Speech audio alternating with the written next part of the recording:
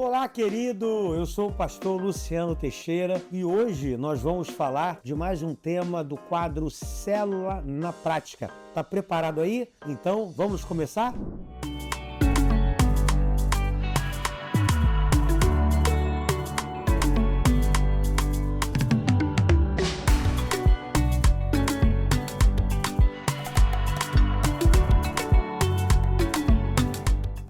Queria te fazer uma pergunta nesse início. Sua igreja trabalha com a visão celular? O tema de hoje é: o que é uma célula?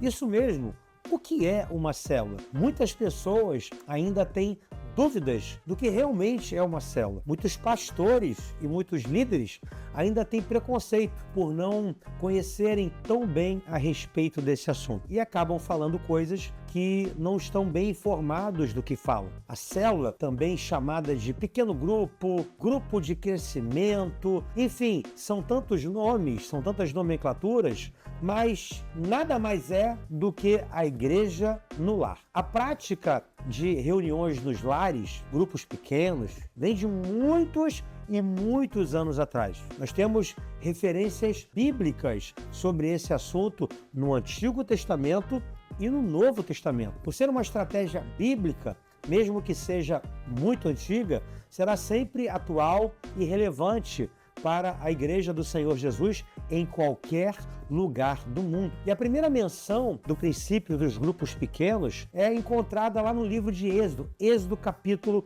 de número 18. Se fôssemos atribuir a algum homem o título de pai das células, certamente quem receberia esse reconhecimento seria Jetro, o sogro de Moisés. Moisés, ele reproduzia até aquele momento o que muitos pastores e líderes ainda hoje reproduzem: uma liderança centrada em si. Aconselhado por seu sogro Jetro, Moisés dividiu o povo em pequenos grupos, estabelecidos como chefes de 1000, chefes de 100, chefes de 50 e chefes de 10.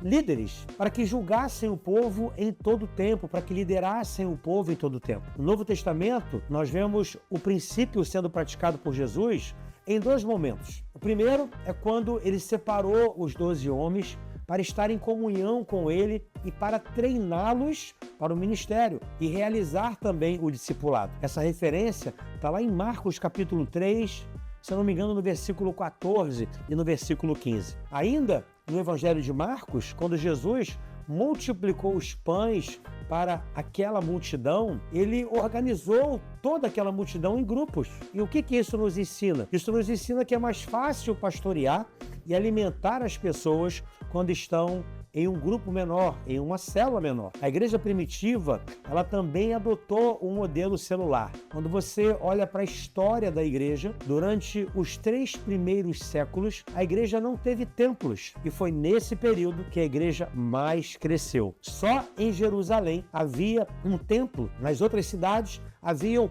pequenas sinagogas. Porém, quando alguém se convertia ao cristianismo, era expulso da sinagoga. Por isso, os irmãos se reuniam basicamente nos lares. O crescimento da igreja primitiva foi muito rápido. Quando você observa lá no livro de Atos dos Apóstolos, há o relato inicial de 3.000 convertidos através da pregação de Pedro. Mais 2.000 convertidos são acrescentados à igreja. E a igreja crescia de uma forma muito acelerada. Há quem diga que o número de seguidores de Jesus chegou no número de 100.000 somente na Judéia.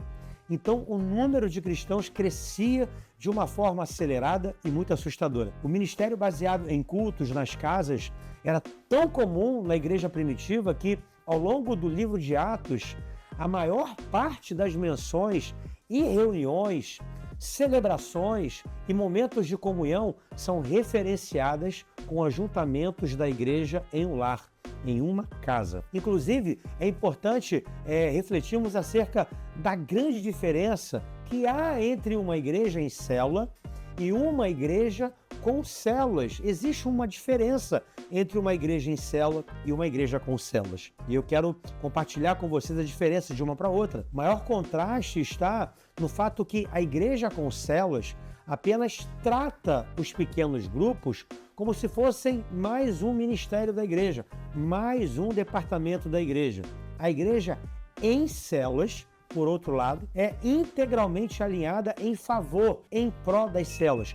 Tudo gira em torno das células, tudo acontece por causa das células. Pense na seguinte analogia: o corpo humano é organizado a partir de diversos sistemas, que são compostos de órgãos, os quais, por sua vez, são um conjunto de tecidos e que, finalmente, são formados por células.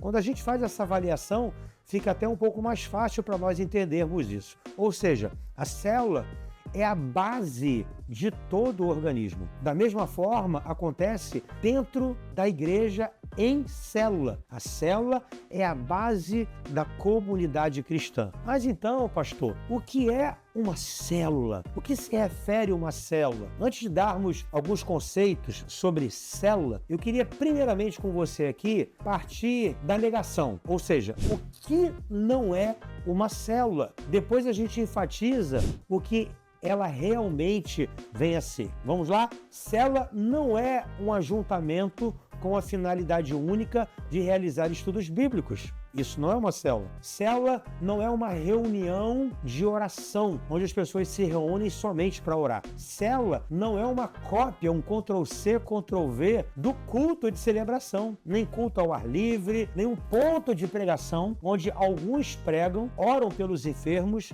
e os outros assistem. Célula não é um grupo de discipulado, apesar desse princípio ser totalmente transferido nas nossas reuniões em célula. Célula não é um culto somente de evangelismo. Célula não é uma reunião para confraternização de amigos. Célula não é clube social. Se uma célula não é nada disso, o que é então célula?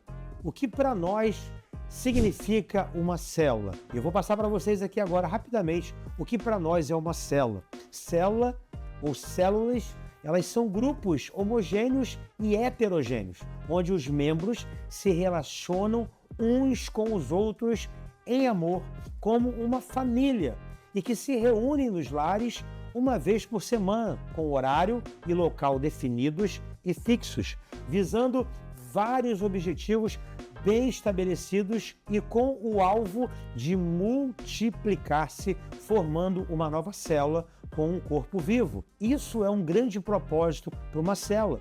A característica principal de uma célula é ser uma família, cujos membros são comprometidos uns com os outros, apaixonados por Jesus e que amam os perdidos.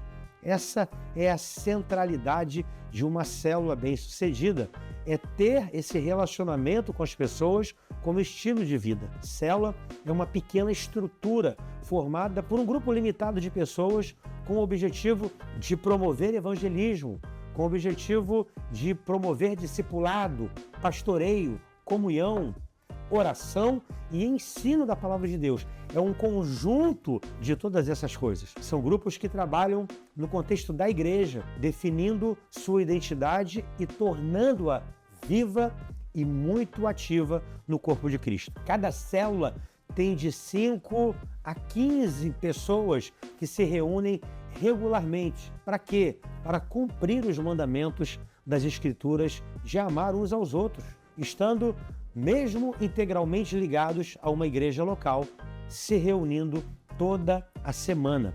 A célula é uma estratégia de conquista muito forte e muito poderosa. Quem se envolve com células acaba por descobrir que se a coisa for feita do jeito de Deus e pela unção do Espírito Santo, em pouco tempo, uma cidade pode ser alcançada. Nunca foi plano de Deus enclausurar seus filhos dentro de um majestoso prédio de ar-condicionado, cadeiras confortáveis e um louvor arrebatador, cantando lindas canções e ouvindo lindos sermões dos doutores em divindade. Pelo contrário, a Igreja dos Sonhos de Deus, ela é dinâmica, viva, frutífera e evangelizadora. Ela busca os pescadores no reduto do inimigo e os traz para a luz de Jesus. A célula, portanto, é um lugar de pastoreio, de grandes amizades, de estudo da palavra de Deus, de oração intensa, um ambiente cheio de fé, alegria e muito amor, em que todos os membros da igreja precisam estar totalmente envolvidos. Se você ainda não experimentou a visão celular na sua igreja, vale a pena conhecer e se aprofundar mais sobre esse assunto. Um assunto ao qual eu sou verdadeiramente, intensamente apaixonado. Eu tenho certeza que trará uma série de benefícios para a sua igreja, assim como trouxe para a minha. Deus abençoe a sua vida, Deus abençoe a sua liderança, Deus abençoe o seu ministério. E na próxima semana falaremos de outro tema e eu te espero aqui. Deus te abençoe e aproveite para curtir. Se você gostou desse conteúdo, se inscreva no nosso canal e aperte o sininho das notificações para você ficar inteirado de tudo que nós estamos divulgando aqui no nosso canal do YouTube. Deus te abençoe. Fique na paz.